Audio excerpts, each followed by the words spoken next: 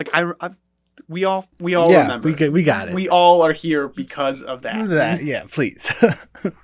They even like made a callback to the "Let It Go" song. Yeah, I've already let it go. Yeah, it's like, have you? Have you though? Yeah. So I feel like you went backwards. Perfect.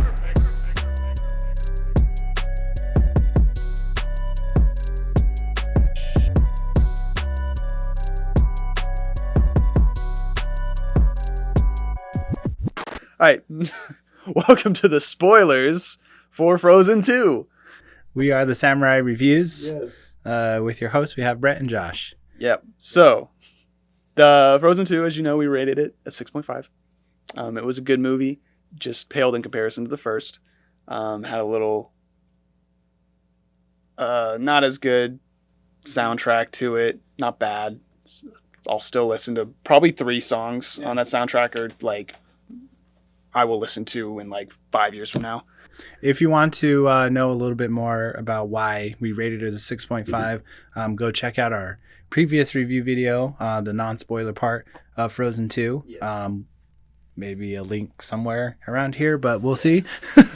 I haven't figured it out quite yet on how to do that. So put the link. I did kind of mention that Olaf, when they went into the forest, when they're kind of just starting their journey, he's all like, "Oh, we're gonna come out transformed." Yeah. And then in the end, he's all like, "Oh, I don't know what that means, but I feel like we really changed or transformed." Yeah. And I'm just all like, honestly, I felt like you did not change at all. And I think if anyone changed, it was probably Olaf. It was, yeah, and he was person. Like, he was not there for like the climactic part of the real change of the movie.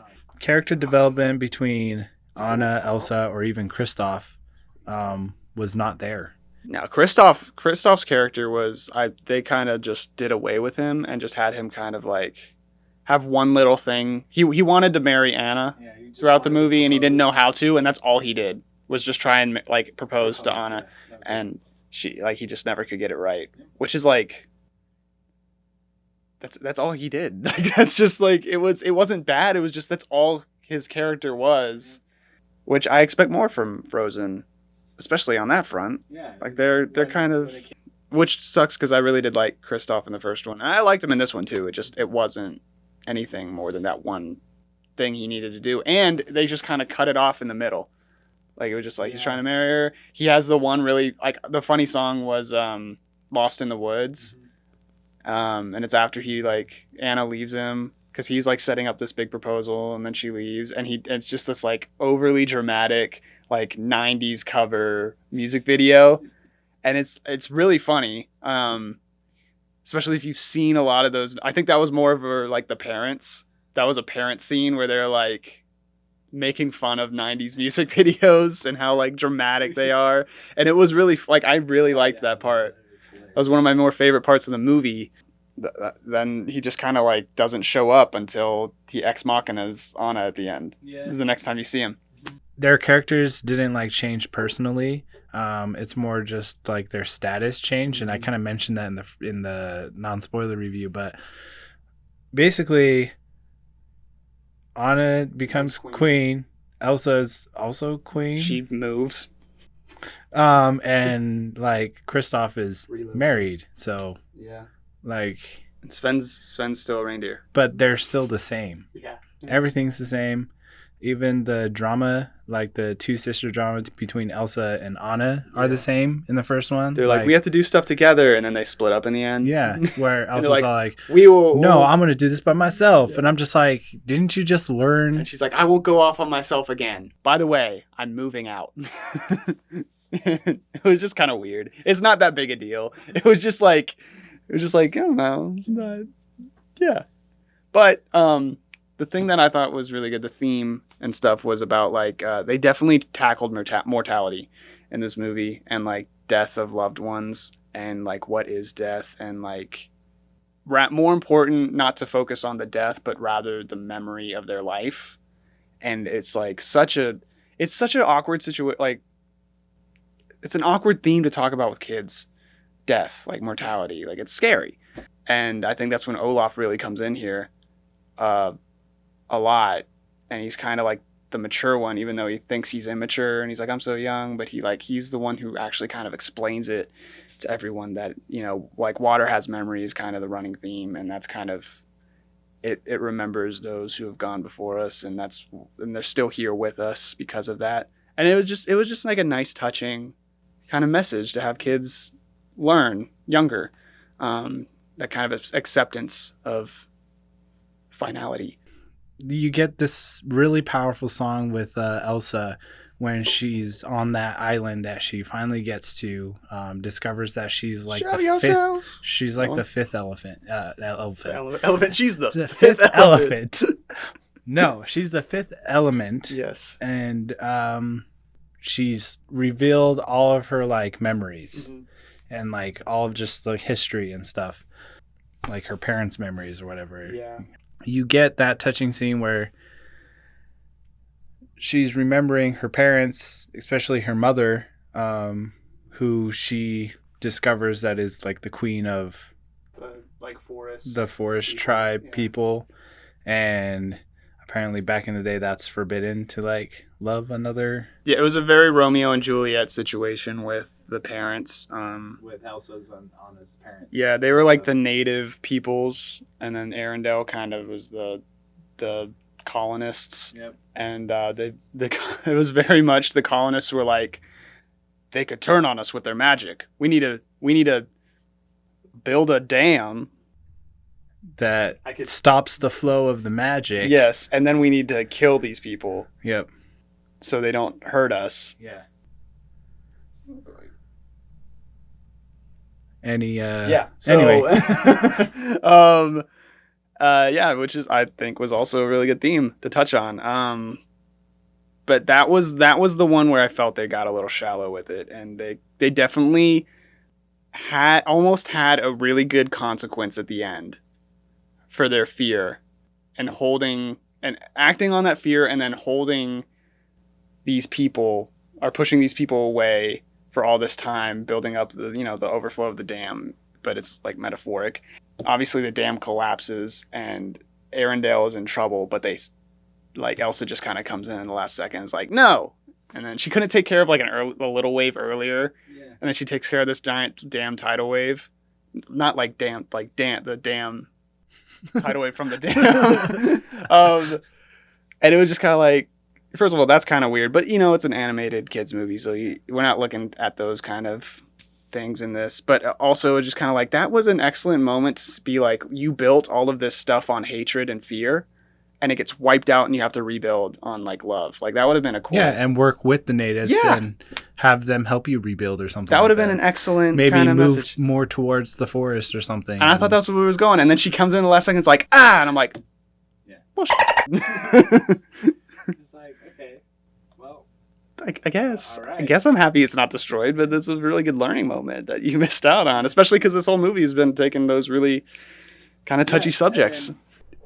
Maybe that way they can learn, Anna and Elsa can learn how to like work together. Yeah. Finally. Yeah. That was the moment for growth. They couldn't get it the first time, apparently. Yeah. In the first movie.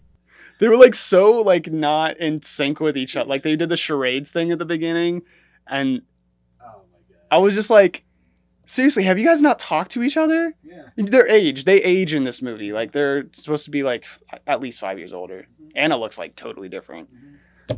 It was just like, what have you guys been like doing? Where have you guys been? There's definitely they missed some chances there that they could have really had that same kind of impact that they had with the first one, but it was still a very enjoyable movie. It had plenty of funny parts. Anna, they didn't use. I just feel like they were so focused on Elsa this whole movie, and then they're like, we'll focus on Elsa the entire movie, and then we'll have Anna kind of be the savior at the end, and that'll be okay. But I wanted them both to be touched on the whole way through, like you did in the first one. It just kind of like felt like Anna got the short stick. Mm-hmm. They even like did the thing where like Anna was like, Elsa, you're the gift that mother and father gave this world. Mm-hmm. And then later on in the movie, Elsa was like, hey, you're their gift too. And I was like, I don't know. You have powers.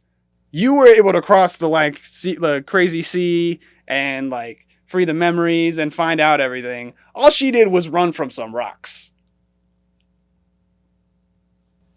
Like, you know, that she didn't have this like, and then at the end they have her become queen, and she didn't really have any leader moments except for when she talked to Sterling Brown's character, who I actually really liked. He just wasn't there a lot. Yeah, I thought he was very cool. It was just like, it was like, oh yeah, he's in this. Nice. But she kind of like convinces him to help her destroy the dam. But like, that's really it. And it was very fast. Just happens. And there wasn't anything building up to it where she was trying to learn how to lead or anything like that.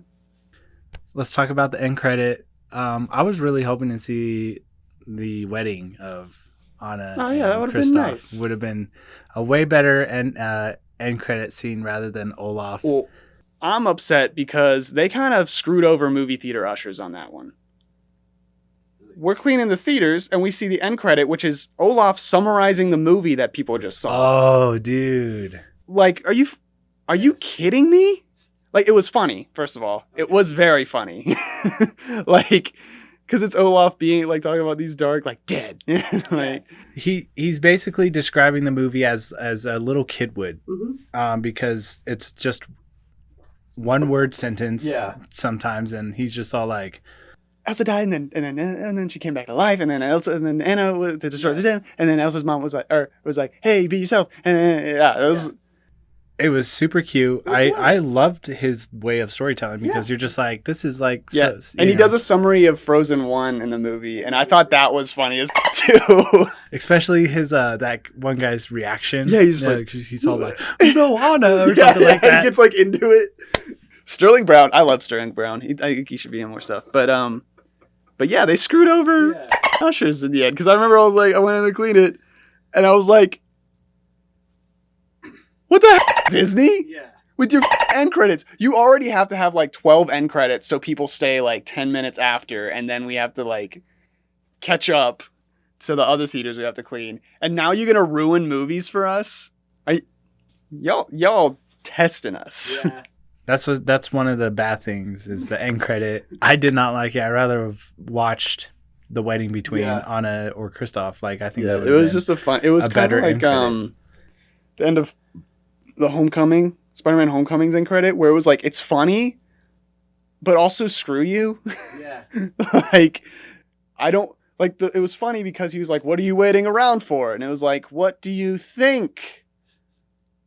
Like, because you always, the last movie, okay, we're going to talk about Spider-Man Far From Home real quick, or Spider-Man Homecoming.